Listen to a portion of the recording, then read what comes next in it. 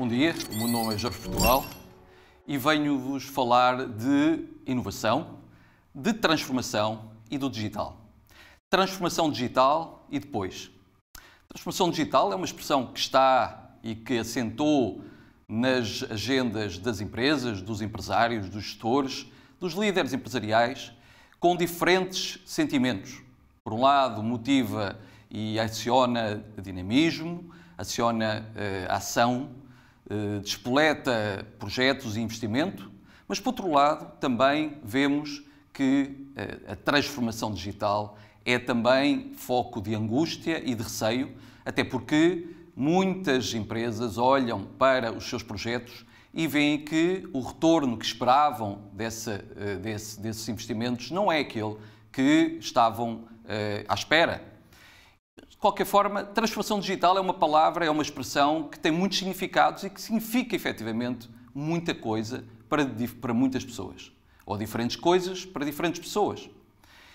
Para alguns poderá representar mais produtividade, mais eficiência no shop floor, na forma como no fluxo de trabalho, nos custos e na eficiência, nos erros, na qualidade. Para outros poderá representar projetos, uma cadeia de abastecimento mais eficiente e que chega mais rapidamente à casa do cliente. Poderá representar novas relações com esse cliente em termos de personalização da oferta, em termos daquilo que é a oferta, os desejos e os requisitos desse cliente. Poderá representar também uma melhor relação com o ambiente, um melhor controle das externalidades negativas na cadeia de abastecimento e naquilo que são os resíduos e o resultado da nossa atividade, mas também poderá representar mais inteligência nas operações com maior controle, com mais informação e com capacidade de personalizar o resultado final e o serviço ao cliente. Tudo isto é digitalização e é transformação digital, mas acima de tudo o que é transformação digital é a capacidade de gerar um caudal de inovação que transporta a empresa daquilo que ela é no presente para aquilo que ela será no futuro. E esse caudal de inovação gera e requer um caudal igual de mudança.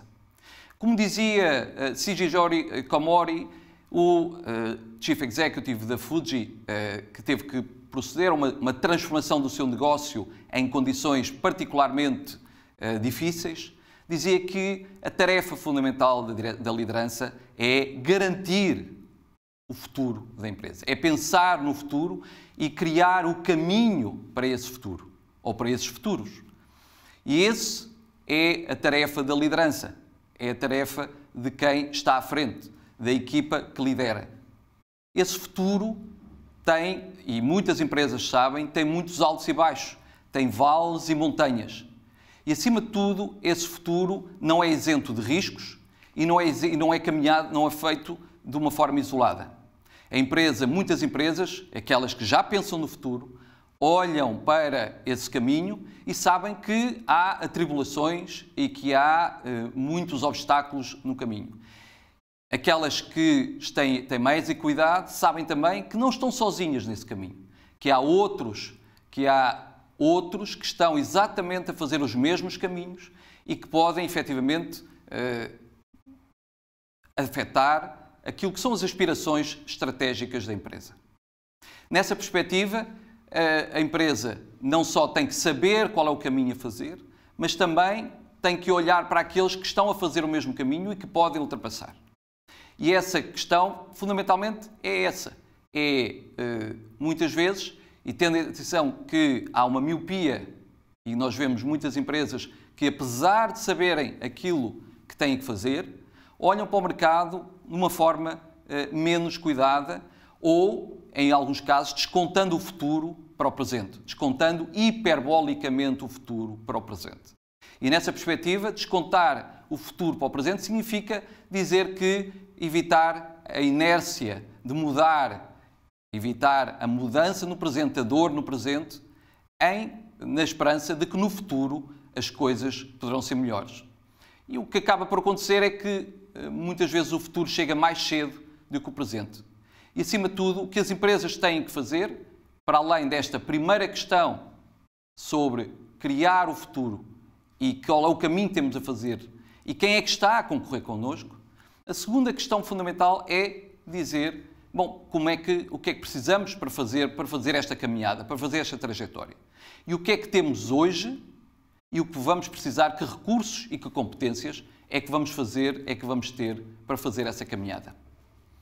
Essa é a segunda grande questão estratégica que a empresa tem que colocar. E que nós vemos que, muitas vezes, essa questão é colocada de uma forma incompleta.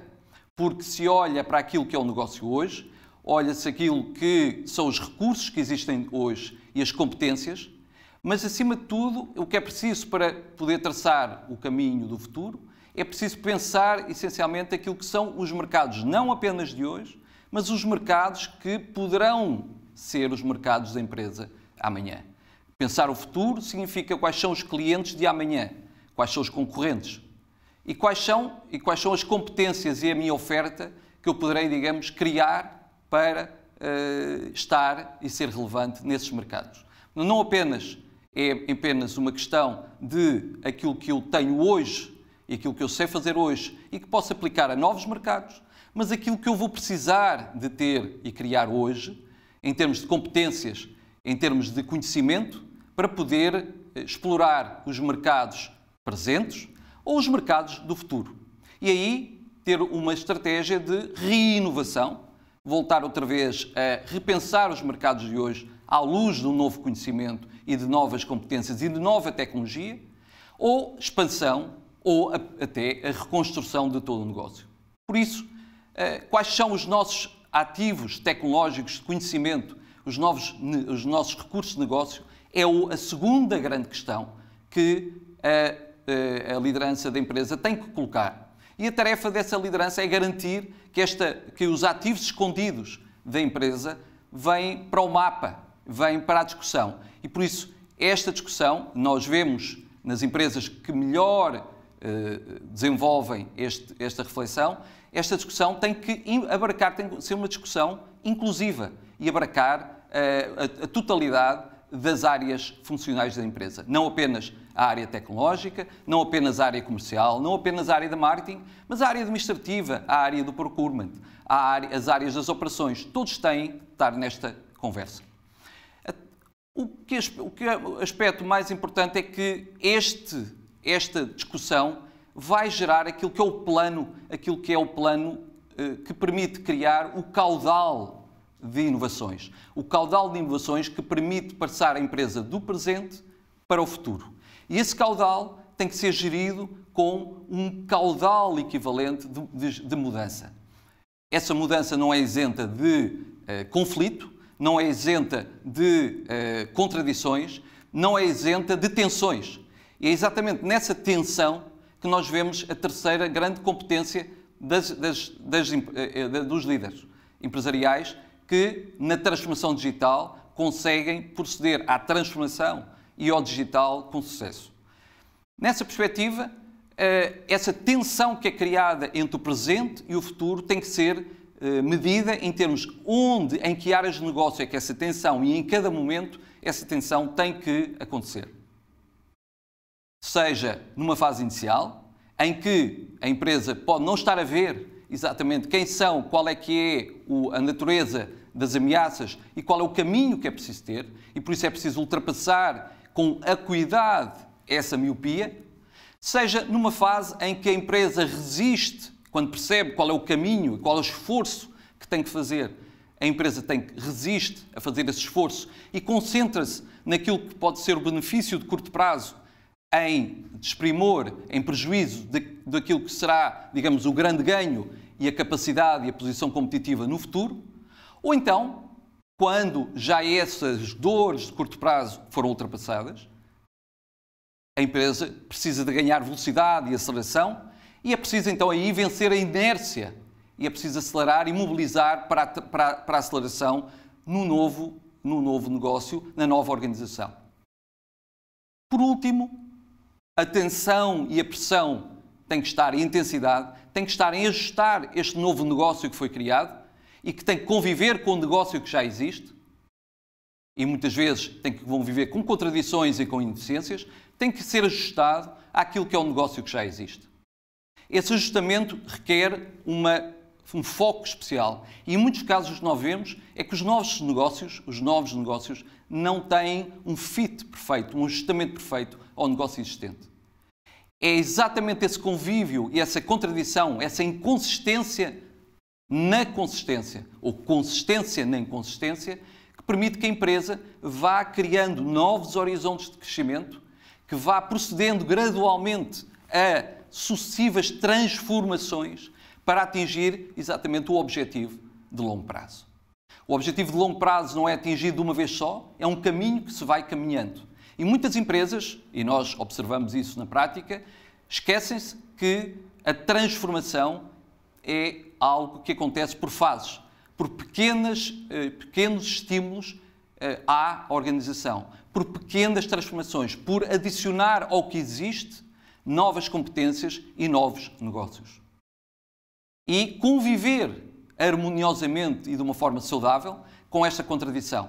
Com a contradição de sabermos que o negócio em que estamos nesta altura vai inevitavelmente declinar, que vai ser menos rentável, que vai ter mais concorrência e que vai inevitavelmente ser substituído, por mais interessante que seja hoje, substituído por novos negócios, por novas exigências dos consumidores e dos clientes, por novas cadeias de abastecimento, por novas exigências tecnológicas, por novas formas de organização do trabalho. E nós vimos que neste ano em que experimentamos uma grande pandemia global e, portanto, que acrescentou aos riscos de negócio novos riscos, experimentamos que os líderes empresariais que conseguiram mobilizar as suas equipas para não estarem concentradas no presente e refugiando-se naquilo que pode ser o conforto de uma zona que, num curto prazo, poderá mostrar-se favorável e de abrigo, mas que no longo prazo, e o digital tem esse problema, no longo prazo poderá causar que aquela única ameaça que ficou no terreno já está muito longe e já não é possível atingi-la porque não foi possível gerar o tal caudal de inovação e, ao mesmo tempo, gerar a mudança necessária para aproveitar o impacto desse caudal de inovação. E é a tarefa da liderança, e nós vemos que é aqui fundamentalmente a tarefa da liderança, em garantir que a convivência entre o negócio que existe e o negócio que está a nascer, convivência harmoniosa e com as suas contradições, com as suas tensões, é feita de uma forma saudável. E é feita de uma forma que permite que a empresa continue a funcionar. Nós falamos de duas questões. A última questão, ou a terceira questão, é a questão de se vamos andar, fazermos uma caminhada para o futuro, com quem vamos. E esta, na nossa perspectiva, é aquela questão que menos empresas colocam. Porque quando olham para o mercado e quando olham para a geração da sua inovação e do seu novo processo ou do seu novo produto, julgam ou entendem que esse produto e que esse esforço e que estão sozinhas no mercado. Esta é uma ilusão perigosa, porque na prática as empresas nunca estão sozinhas no mercado. Toda a inovação é feita em ecossistema, em conjunto com fornecedores, com distribuidores, com parceiros e com complementadores. Na prática, é um conjunto de entidades cujos interesses e cujas utilidades têm que estar alinhadas com a nossa utilidade e com a utilidade da empresa que pretende fazer chegar aquela inovação ou aquela melhoria ao mercado o mais depressa possível. Ora, esse caminho para o mercado normalmente exige este alinhamento de interesses sob pena de esse caminho estar irremediavelmente comprometido. E esta perspectiva do alinhamento de interesses e de incentivos em termos de toda a cadeia de valor, ou do ecossistema, como se diz agora, tem uma outra perspectiva, que é a perspectiva também não apenas do alinhamento de interesses, mas do sistema sincronizado, daquilo que é a coordenação entre o risco de inovação o nosso risco de inovação tecnológico, de mercado, o risco da empresa e o risco daqueles que estão a trabalhar connosco. E o risco composto, muitas empresas não conseguem entendê-lo. É um risco que pode ser e é estimado muitíssimo superior do que o risco próprio da empresa. Muitas empresas quando desenham os seus planos de inovação, os seus projetos, apenas consideram os riscos internos.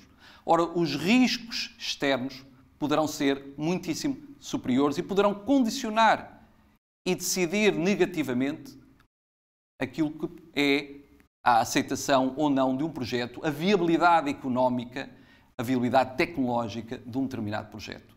Esta ideia de que a empresa não está sozinha e que para fazer um longo caminho tem que ir acompanhada, a ideia de abertura ao exterior, a ideia de complementaridade com recursos externos é uma ideia estratégica. Muito poucas empresas pensam dessa maneira, muitas delas enganam-se auto-enganam-se nesse desconto hiperbólico de que nós já estamos a fazer aquilo que os outros estão a fazer, nós já estamos a fazer melhor que os outros já estão a fazer, aqueles tipos vão se espatifar em 6 meses e aquilo que eles estão a fazer é muito pior, não tem nada a ver do que aquilo que é a nossa oferta. E é esta cultura de auto-engano que muitas empresas se encerram em si mesmo e não conseguem pensar que, de facto, a corrida, a velocidade, a hipervelocidade é um fator competitivo. Não só a hipervelocidade, a hiperescala, a hiperconectividade. E por isso remete-nos para uma lógica de ecossistema e de trabalhar da inovação linear, do processo linear, para um processo muito mais complexo, que envolve muito mais atores e que tem que ser dominado pela empresa. E a tarefa da liderança é efetivamente compreender em que ecossistemas é que a empresa está. E esta tem sido, nós já dissemos, uma das grandes, talvez a principal fragilidade, e compreender quais são os riscos desse ecossistema, os riscos de interdependência. Por um lado, é paradoxal, eu não consigo evitar esses riscos, mas por outro lado, eu tenho que os gerir.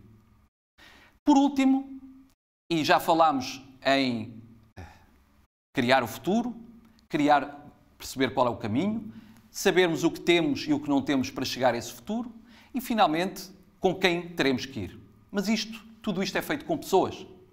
E com pessoas que vão ter que se articular, unir esforços, ter incentivos comuns, ter objetivos e ambições comuns e perceber que aquilo que é individual para mim também é importante para o coletivo. E nessa perspectiva, aquilo que era o trabalhador do modelo industrial do século XX, que era um trabalhador zeloso, cumpridor, competente e, acima de tudo, produtivo, rapidamente poderá ser substituído por uma máquina inteligente. Não é esse tipo de trabalhador que será necessário para este ambiente da transformação e da transformação digital. Então, que tipo de trabalhador nós precisamos para a transformação digital? Eu diria que tem que ser alguém com 2 características, ou uma de 2 características.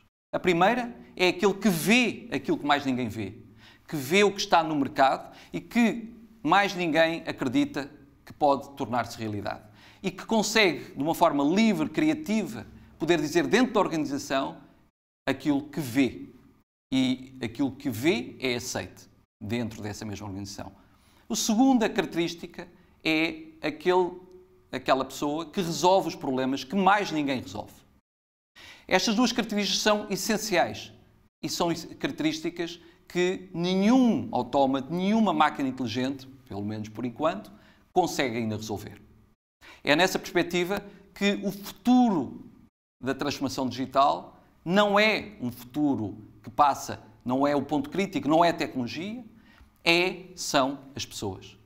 E são as pessoas no sentido, e esta é a grande tarefa, a última grande tarefa que deixamos hoje para a liderança, é criar o contexto e dar às pessoas o que precisam para se desenvolver, para ver aquilo que mais ninguém vê e para resolver os problemas que mais ninguém resolve. Essa cultura é uma cultura que evita o auto-engano e evita e cria a liberdade para o desenvolvimento e para a criação individual. Transformação digital e depois, como diz a canção, acontecem coisas boas. Muito obrigado pela vossa atenção e até breve.